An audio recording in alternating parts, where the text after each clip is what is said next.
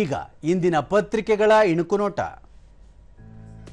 4 ದಶಕಗಳ ಬಳಿಕ ನ್ಯೂಜಿಲೆಂಡ್ಗೆ ಭಾರತದ ಪ್ರಧಾನಿ, ಭಾರತ ಕಿವೀಸ್ ಬಂಧಕ್ಕೆ ದೆಸೆ.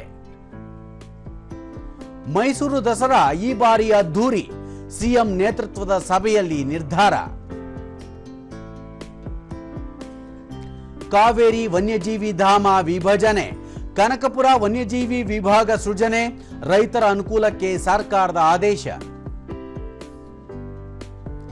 ಎಸ್ಐಆರ್ ಮ್ಯಾಪಿಂಗ್ ಇಲ್ಲದಿದ್ದರೂ ಅರ್ಜಿ ಮಾನ್ಯ, ವಿವರಗಳು ತಪ್ಪಾಗಿ ಜೋಡಣೆಯಾಗಿದ್ದಲ್ಲಿ ಮತದಾರರು ಗಾಬರಿಯಾಗುವ ಅಗತ್ಯವಿಲ್ಲ.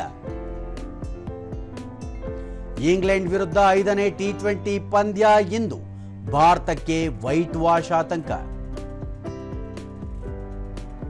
ಇವು ಇಂದಿನ ಪತ್ರಿಕೆಗಳ ಪ್ರಮುಖ ಸುದ್ದಿ. ಉಳಿದಂತೆ ಇಂಡೋನೇಷ್ಯಾಗೆ ಧಾರವಾಡ ಕೃಷಿ ವಿಶ್ವವಿದ್ಯಾಲಯದ ಗೋಧಿ ತಳಿ, ಪ್ರಧಾನಿ ಮೋದಿ ಅವರಿಂದ ಇಂಡೋನೇಷ್ಯಾ ಜೊತೆ 100 ಟನ್ ಬೀಜ ಪೂರೈಕೆ ಒಪ್ಪಂದ.